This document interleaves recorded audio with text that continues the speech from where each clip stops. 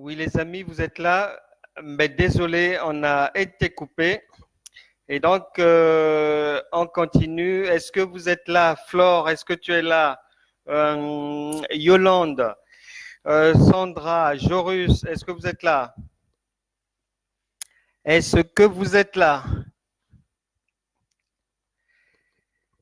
Est-ce que vous êtes là? Faites-moi signe, s'il vous plaît, si vous êtes toujours là.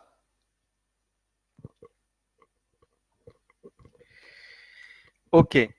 Euh, donc, je disais que euh, ouais, Didier, tu es là. Ok, on a été coupé malheureusement, donc on va poursuivre. Mais je disais donc que Marie-Jo, tu es de retour. On a été coupé. Je disais donc que le monsieur, lui aussi, avait commencé à faire comme les autres, à prendre les choses du boulot et tout, et puis à emmener ça chez lui.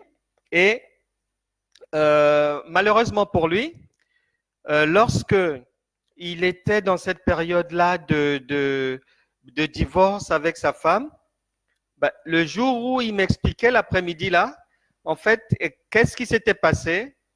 Comme il emmenait le matériel depuis un moment du boulot à la maison, et sa femme savait tout ce qu'il faisait, et comme ils étaient en instance de divorce, alors sa femme va faire quoi? Connaissant l'heure à laquelle il arrive au boulot, sa femme s'est pointée sur son lieu de travail pour aller le dénoncer et elle va relater et elle a ramené sur le lieu de travail des preuves matérielles de ce que son mari volait sur son lieu de travail. Maintenant, le monsieur me dira ceci, que vraiment, j'ai été sauvé. En fait, sa femme, les personnes qui l'ont réceptionné ce matin-là, lorsqu'elle est partie dénoncer son mari, ces personnes-là, elles aussi volent le matériel du boulot. Donc, quand son mari est arrivé, ils l'ont appelé dans un coin et ils lui ont fait le compte rendu. Ta femme est venue ici, elle a expliqué ceci, cela. Heureusement que les patrons n'étaient pas là, c'est nous qui l'avons reçu et tout. Donc voilà, c'est comme ça qu'il a eu son boulot sauvé, mais suite à des erreurs involontaires. Et c'est pour ça qu'il faut faire attention dans la vie à ne pas suivre n'importe qui dans n'importe quoi et souvent on le paye très très très cher. Et ce frère avait eu la chance et je lui disais que pour moi, je comprenais ça comme un avertissement de Dieu pour te dire, faut arrêter de voler le matériel sur ton lieu de travail. Et c'est ce qu'il avait fait depuis ce jour-là. Il ne le faisait plus. Bref, il y a des raisons qui expliquent que l'on peut se retrouver dans la souffrance, dans la douleur. On peut se retrouver à vivre des drames, etc., etc. Mais il y aura toujours une raison à cela, une bonne raison. Et on doit savoir que la vie sur Terre n'est pas vraiment touristique. On a quelque chose à faire et on est appelé à le faire dans des conditions de sanctification, dans des conditions de bonne entente, au mieux avec les autres, que ce soit dans la famille ou en dehors, dans la société. Et on doit veiller à cela au risque vraiment de payer très cher certaines choses. Bref, nous devons comprendre que le monde dans lequel nous vivons et la marche chrétienne est une marche vraiment avant tout mais spirituelle et que lorsque Dieu nous donne des avertissements, Dieu nous parle, Dieu nous ouvre des yeux, Dieu nous enseigne sur certaines choses, à nous de veiller à ne pas retomber dans d'autres travers. Dieu pleure parce que son peuple périt faute de connaissance. Et c'est pour ça qu'il faut grandir dans la connaissance parce que la foi, c'est grandir en permanence. Et c'est pour ça que nous enseignons, nous exposons ces choses, nous essayons d'expliquer au mieux pour que chacun puisse s'examiner et que en prière, qu'on puisse enlever ce qui entrave encore la bonne marche des vies des gens. Et ce n'est pas parce que vous ne croyez pas en quelque chose que cela veut dire que la chose n'existe pas ou qu'elle n'est pas vraie. Non. Il suffira d'un peu de temps et un jour à l'autre, vous comprendrez bien, si vous êtes chrétien, que la marche chrétienne, elle est vraiment spirituelle et que ce que nous faisons, même les prières, il faut les comprendre spirituellement. Et je me souviens, et je le souhaite pour vous, que vous puissiez vraiment comprendre le monde spirituel et comment il fonctionne, comment Dieu travaille. Je me souviens dans les années, milieu des années 2000, le pasteur Ivan Castanou, mais ne croyait pas aux démons et tout. Il ne croyait pas à ces réalités spirituelles-là. Et j'avais été très, très mécontent en 2014, si ma mémoire est bonne, où il était venu faire une première prédication mea culpa, intitulée Le combat spirituel est une réalité. Et c'est à partir de là qu'il avait reconnu que oui, le monde spirituel est réel, il prime sur le monde naturel et qu'il y a un combat entre les enfants de Dieu et ceux du diable. Et j'étais content. Hier, j'échangeais avec une personne proche qui ne comprenait pas certaines choses que nous faisions dans le passé, mais qui, depuis un bon bout de temps maintenant, mais reçoit des révélations divines et comprend mieux le monde spirituel. Et j'étais très content que cette personne nous ait rejoints dans les réalités spirituelles, dans cette foi qui est avant tout spirituelle. Remercions le Seigneur pour sa parole, car il nous a permis de comprendre que oui, le mal peut arriver et pourquoi est-ce qu'il peut arriver et comment nous pouvons faire pour l'éviter. Et on a pu comprendre aussi qu'en tant qu'enfants de Dieu, nous avons l'avantage, au lieu d'aller en enfer, Dieu nous juge pendant notre vivant et nous payons généralement nos péchés ici sur terre avant d'aller rejoindre le Seigneur dans la gloire. Voilà ce qu'on pouvait dire aujourd'hui pour ce partage sur Dieu permet-il aux méchants de nous faire du mal. Prions le Seigneur. Merci Seigneur pour ta parole, nous te bénissons, nous te glorifions. Seigneur, tu vises toujours des objectifs qui sont ceux de nous faire du bien. Merci de nous avoir encore fait du bien par ta parole, qu'elle puisse demeurer solidement ancrée dans nos cœurs, dans nos âmes, dans nos corps et dans nos esprits pour nous permettre, Seigneur, d'avancer dans cette marche chrétienne qui consiste à être tes imitateurs et accomplir ce que tu nous as demandé de faire en venant ici en tant qu'ambassadeur de Christ. Béni sois-tu, Seigneur, au nom de Jésus. Nous avons prié. Rentrons maintenant dans nos travaux de prière qui seront basés sur les textes, les textes de Luc chapitre 10, versets 18 à 19. Voilà, ce sont ces paroles-là qui vont nous servir de rampe de lancement de nos prières pour envoyer les anges aller faire leur job, car ce n'est pas à nous de faire ce job-là. Les anges de Dieu sont là, le ciel se tient prêt et nous allons donc prier, demander au Seigneur de nous faire du bien. Luc chapitre 10, verset 18 dit, c'est Jésus qui le dit, Jésus leur dit, « Je voyais Satan tomber du ciel comme un éclair. Voici, je vous ai donné le pouvoir de marcher sur les serpents et les scorpions et sur toute la puissance de l'ennemi. Et rien ne pourra vous nuire. » Voilà notre texte de base. Donc, on va prier. Avant d'entrer dans cette séquence de prière, on va se repentir parce que, au vu de tout ce que nous venons de partager, nous venons d'énumérer certainement qu'il y a quelqu'un, certainement que nous tous, certainement que nous reconnaissons que nous avons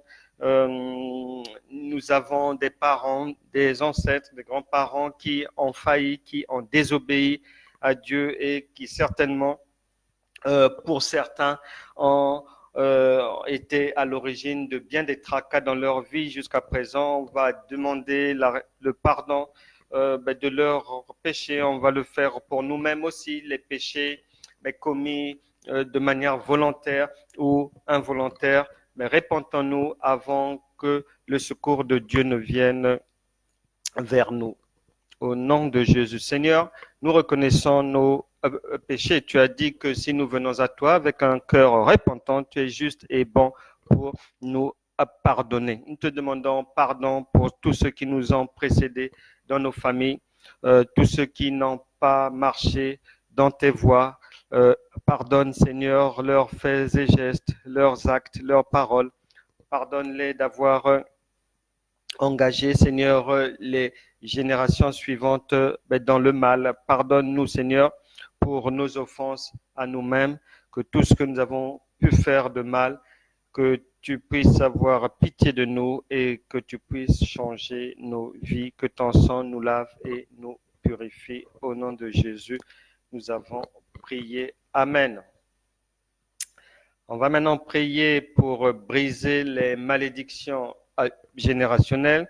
Nous allons prier pour briser les alliances. Les alliances existent bel et bien, mais que l'on soit aux Amériques, en Europe, en Afrique ou en Asie ou en Océanie, sur la Terre, les alliances existent bel et bien et nous devons briser mais certaines alliances qui portent préjudice à beaucoup de gens. Et à ce sujet, j'aimerais donner un conseil à certaines personnes, mais surtout les personnes qui veulent ou qui ont projeté ou qui veulent vraiment se marier traditionnellement. Lorsque vous voyez que mais les familles traînent des pieds, il y a des hésitations, et si cela, faut jamais insister. C'est certainement un langage de Dieu pour vous dire de faire attention et de ne pas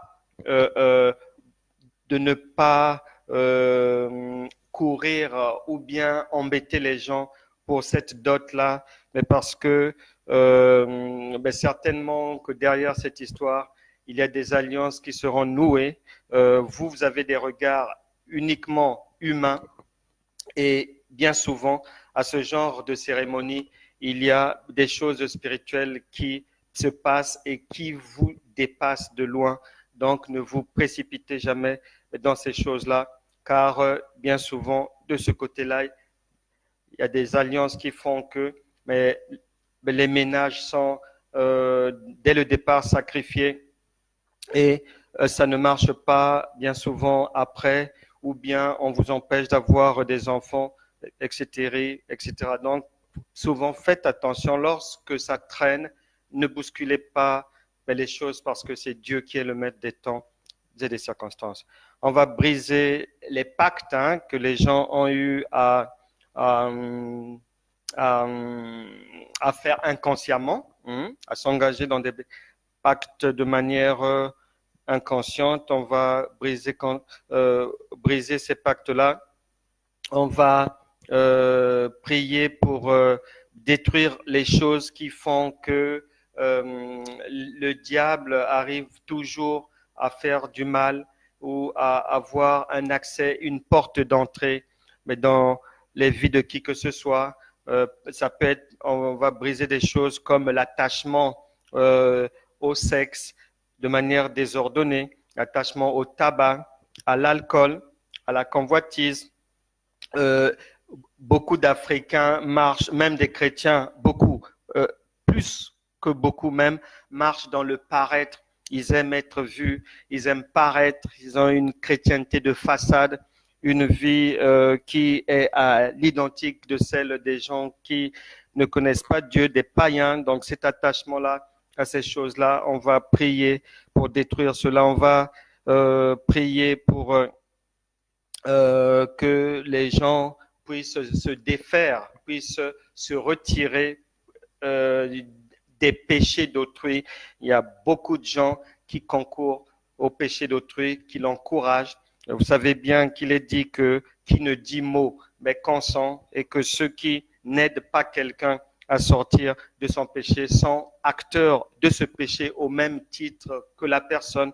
Donc on va prier pour que la main de l'Éternel aide les gens à sortir de ce genre de piège, de ce genre de posture. On va prier pour briser les liens et les emprisonnements démoniaques provenant d'un héritage maléfique ou bien d'une donation dont on a bénéficié, mais qui a une origine qui n'est pas bien. Souvent, ça lie les gens, ça met davantage encore les gens dans des liens. Mais l'ennemi se sert de cela pour bien malmener les gens. On va prier pour ça et enfin, on va prier pour briser.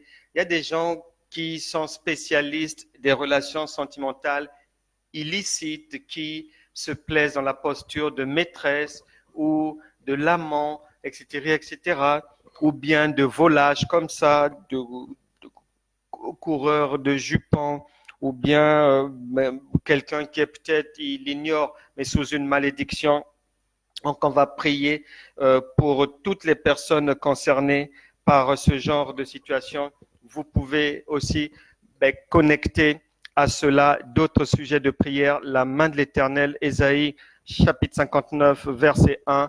La main de l'Éternel n'est pas courte pour vous délivrer. Le Seigneur va agir, que ce soit pour vous-même ou que ce soit pour votre enfant, pour vos proches, pour votre conjoint, pour vos amis. Mettez-les en prière et je vais mettre dans cette prière Yolande Patry, que le Seigneur te visite puissamment, qu'il fasse du bien à ton corps. Je vais joindre à cette prière Océane Blanche et Patricia. Je vais vous joindre dans cette prière, vous aussi. Vous pouvez joindre qui vous voulez. On va y mettre Nathalie, Jorus, Constant, Georges Pompidou. Oh, bonjour, je suis très content de te retrouver. Parmi nous, on va y joindre Flore, Lucia, Sandra, Edwige. Et vous tous, on va tous vous joindre. On vous met dans ces prières. 1, 2, 3, prions. Au nom de Jésus, par la puissance du Saint-Esprit, nous brisons toute malédiction générationnelle sur qui que ce soit. Au nom puissant de Jésus, que ce soit des malédictions liées à la stérilité, les malédictions liées au divorce, au célibat, malédictions liées à la misère, à la pauvreté. Nous les brisons maintenant par la puissance du Saint-Esprit.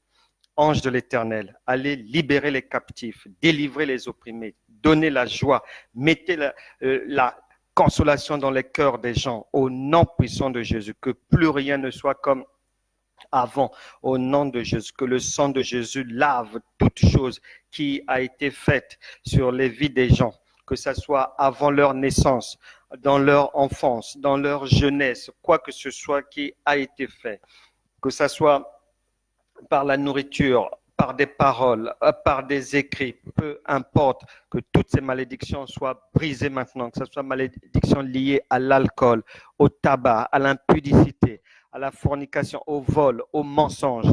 Je brise ces malédictions dans les vies de quiconque au nom puissant de Jésus. Je brise toute alliance démoniaque dans laquelle vous avez été insérés.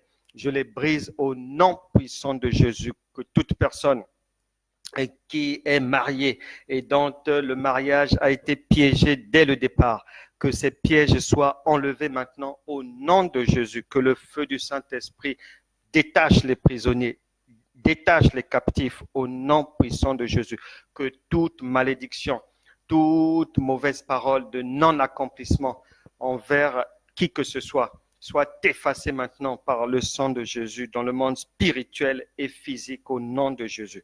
Que toute alliance consentie, tout pacte signé de manière consciente ou inconsciente soit maintenant brisé au nom puissant de Jésus. Que tout attachement aux choses qui ne sont pas agréables à Dieu, tout esprit de rébellion, toute forteresse maléfique sur des choses et des passions, mais charnelles, que ces attachements soient maintenant brisés, mais de vos vies au nom puissant de Jésus, que le sang de Jésus libère tout le monde, corps, cœur, âme et esprit, que la paix vienne dans les vies.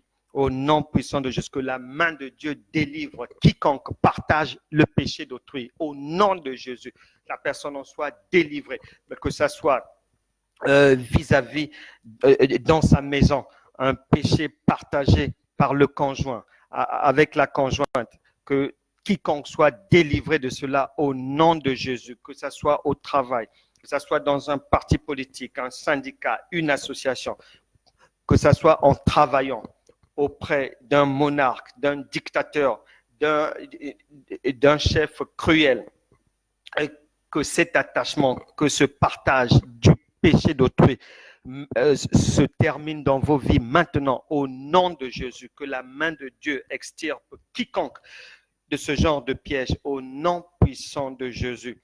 Nous brisons tout lien de qui que ce soit avec une maison, un bien, un héritage maléfique au nom de Jésus, que toute malédiction provenant de ces biens mal acquis, de ces biens souillés, de ces biens de la honte, de ces biens du péché soit brisée maintenant au nom puissant de Jésus, que la délivrance soit entière et totale au nom de Jésus, que toute personne sous malédiction de la vie illicite, de la vie sentimentale illicite, sorte de cette malédiction maintenant au nom puissant de Jésus, que le sang de Jésus délivre tout le monde de tout autre lien, de tout autre fait qui n'honore pas Jésus-Christ, qui n'honore pas leur famille, qui n'honore pas vos vies, que tout un chacun en soit délivré maintenant.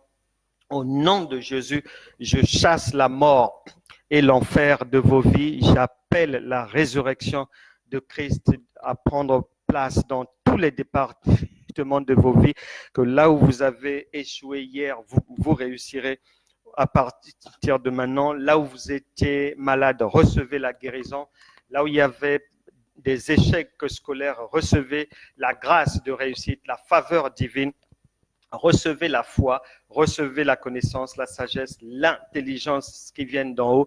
Recevez les grâces de l'Éternel pour avancer dans la vie, pour réussir dans le ménage, pour réussir au travail, pour réussir dans toutes vos activités. Recevez un lavement des mains avec le sang de Jésus pour qu'en sorte, vous puissiez enfin manger le fruit de votre travail et que vous puissiez être une bénédiction pour vous, pour vos familles et pour vos pays. Que Dieu vous bénisse, que Dieu bénisse votre maison. Au nom puissant de Jésus, nous avons prié. Amen. Amen, amen, amen, amen, amen. Deux choses avant qu'on ne se quitte.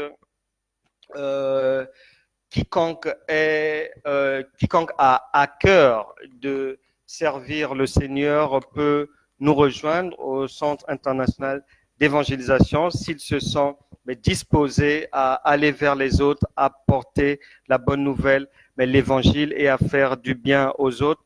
Vous avez le contact, vous pouvez venir vers nous, de peu importe d'où vous êtes, vous serez le ou la bienvenue et le Seigneur vous fera du bien à n'en point douter, à savoir que nous serons après-demain à Châtillon-sur-Seine en Côte d'Or, vers Dijon en évangélisation le samedi et puis le dimanche dans l'église locale.